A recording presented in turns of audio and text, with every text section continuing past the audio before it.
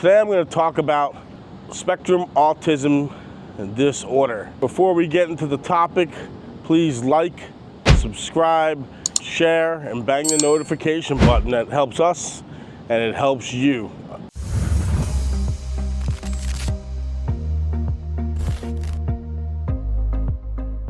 Spectrum autism disorder.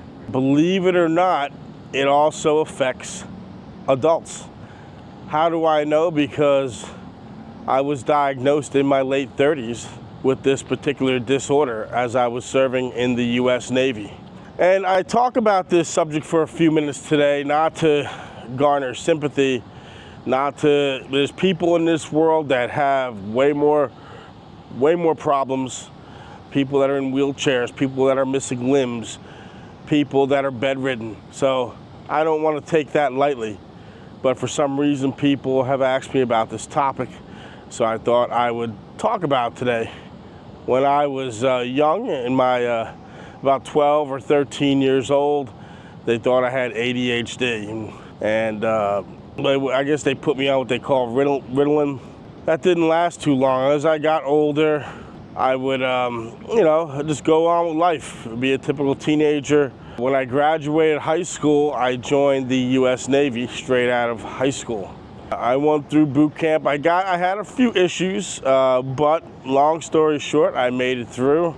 I got through my schooling, even though that was a little tougher than the average person, but I made it through. I remember an incident in Key West, Florida in the early 90s. I was taxiing an aircraft in, and I had a zone out where my hand would just do this and I would zone out. Luckily, I'm just a guide out there. The aircraft already knew where to go. I came back inside. They asked me, "Oh, what happened?" And I just made up something. I said, "Well, it's the sun," and luckily it was very hot. The sun was really shining that day, and I would have some balance issues and some other issues. It would cause me a little discomfort, and I knew something was wrong. I just could never figure it out. If you see this pen, I always carry a pen. Sometimes I will do this without even knowing, and people would say, "What is that?" So I made up something. I said, "Oh yeah, it's for my lazy eye." The eye doctor told me to do that. They go, "Oh really? That's interesting." The truth was, I made that up on the fly. So about my 6-year mark in the Navy, one of my superiors said, "Hey, Joe, you ought to go get some of these things checked out."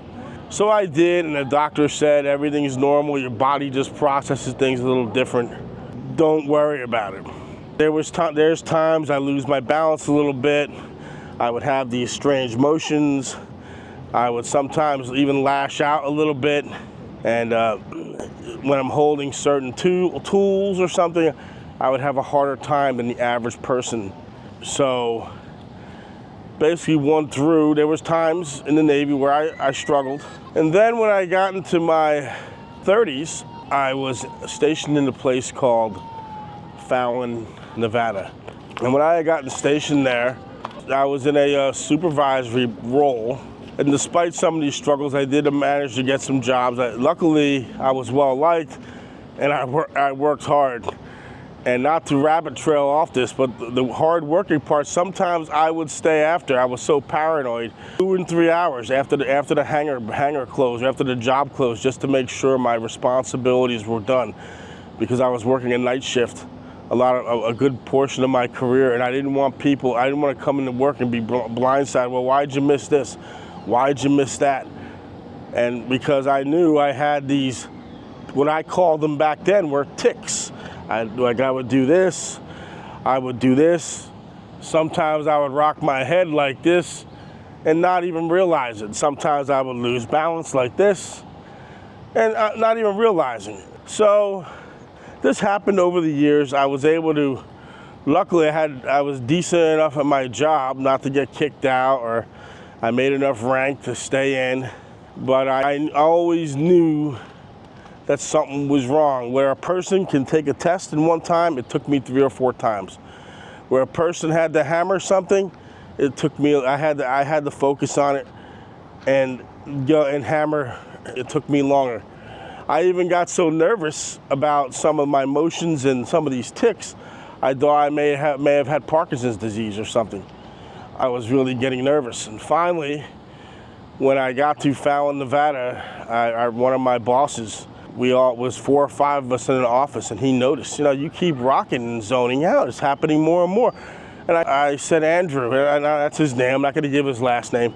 I said, what do you want me to do about it? I've been dealing with this for decades.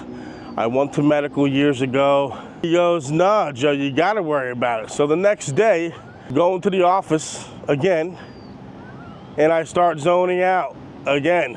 I did this, and I started rocking. And then I caught myself, and when I had turned around, because my desk was in the right-hand corner, there was 3 other desks in there. There was a person behind me, another person in the opposite corner, and a person directly across me. I turned around, they were all looking at me. And my superior said, Joe, it happened again. I said, well, what can I do? He goes, well, I said, I've tried, man. I was actually very embarrassed, panicky. He goes, don't worry, I'm gonna go to medical with you and we're gonna get this straightened out. So that day, we went to medical and we met with the doctor. The doctor referred me to a neurologist in Carson City, Nevada, which is the capital of Nevada. I go there, I do all these balancing drills and balancing. He goes, yeah, you do have some slight coordination issues. We want to do an MRI. But in the meantime, I think you should see a psychiatrist too. So I got sent to 2 different psychiatrists, and they did a bunch of tests, asked me a bunch of questions, and believe me, the questions were so evasive. I thought I was getting cross-examined. So we sat there for 2-3 hours. He asked me everything from my childhood to my current where I'm at currently in my life. So he walks out of the office. I'm waiting. He goes, I'll be right back. I waits 15 minutes. Comes back, Joe, you got adult spectrum autism disorder. And then they looked at the MRI and they confirmed that. Don't ask me how they, through an MRI, figured that out. I don't know. So then they sent me to another doctor, a VA doctor, just to make sure. And she came up with the same diagnosis. Then laughed. She goes, she didn't realize how long I was in the Navy. She goes, Joe, you're probably going to get medically discharged for this. How long were you in? 2 years, she said. I guess I looked younger than for my age at the time. I says, no, I had almost 20 years. Add another 0 to that. She goes, oh my God, if they caught this earlier, he would have never been allowed in. So I was somewhat saddened, but somewhat relieved. I had a range of emotions. I go back and tell them, and my commanding officer, which was very gracious, let me finish my timeout. I made sure I was taken care of over my 20-year date. And then for the next 5 years preceding, luckily I had jobs in an office, but still, these motions were happening. They were starting to get worse and worse. And luckily I was a good worker. Once again, I've always been very lucky to be well liked. And I said, we were working in a hangar bay, and I'm going through aircraft logbooks, and I'm going through also sometimes doing security outside on the flight line. And after that 5-year period, like I said, these incidents happen sporadically. And I end up working my last job in the United States. I ended up working back in Fallon, Nevada, where I retired out of. I was the flight line supervisor at the Top Gun program, NSOC. And sometimes, luckily, that job was very high stress, fast paced, but when I sat down and had dead time, I was constantly zoning out. Things were happening. But once again, people accepted it.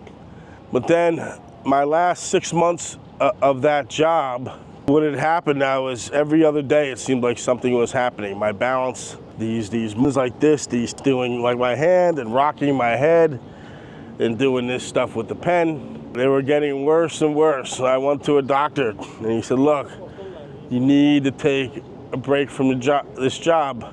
And he said, look, you got to make some changes in your life. Because as of now, he said, this is not getting you. Chances are you're not getting any better. So I recommend you make some changes. So I'm going home that night, and I'm thinking, what am I going to do? He doesn't want me to work anymore. or at least this job. I'm getting worse. And come, as luck would have it, the next day I go into work, and they're like, well, look, it's like the contract is going to be up for bid. And if you're in the world of contracting, when a government contract's up for bid, other companies can apply. And I happen to be in management. A lot of the times, they don't rehire the management back. Or if they do, they give it at a lower rate. So I thought to myself, man, if they're gonna, if I don't want to say the company on air, I almost did, but if the company doesn't get the contract, I could be out. And then once again, went to the doctor. He's like, Joe, you gotta take a break. You're getting worse. Take a break. So I ran across on Facebook, ironically, a lost friend of mine who was living here in Thailand, and he says, why don't you come to Thailand? And I go, what? Are you kidding? Go live in Thailand? He goes, yeah. You'll be shocked how many foreigners are living in Thailand. I explained to him, we talked for like 2 or 3 hours that night, what had happened to me, this diagnosis, and all that stuff. So what I did the next day, the company, by the way, did lose the contract, but I went ahead and put my resignation in. And it was March or May of 2014 that I did that. I told my doctor, he's like, good. My superiors are, look, I have a personal reason, I have some medical issues, I gotta take a break. And so middle of July 2014 was my last day. August 5th, 2014, I was on a plane to Thailand. And pretty much this has been my base of operations ever since. And there is more to the story. I gave you just quick highlights. And once again, I don't do this story for sympathy or nothing like that. Because like I said at the beginning of the video, there are people that are worse off. There are people starving tonight. There are people that are bedridden. I tell you this because in the next video we're going to do about mental health in Thailand. And I'm going to tell you that there is help. And so yes, I was diagnosed with autism spectrum disorder. And it's something I live with every day. Through treatment, I'm doing better. I still have my days, but I've learned to manage better.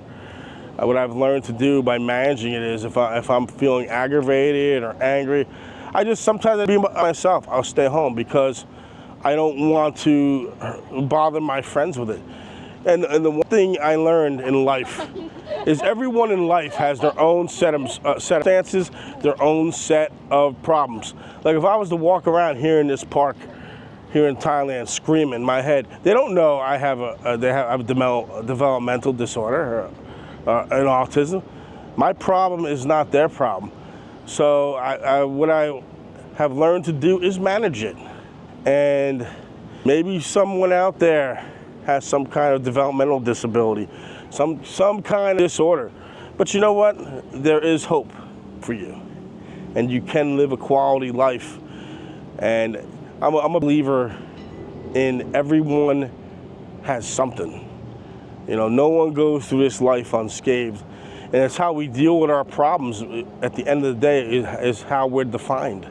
So, you know, this helps you. If you know more and need me to go deeper, let me know because, like I said, I did the quick highlights of it. I didn't, you know, there's definitely more to it, but I gave you some quick highlights, and I hope this helps somebody. And please like, share, subscribe. Take care.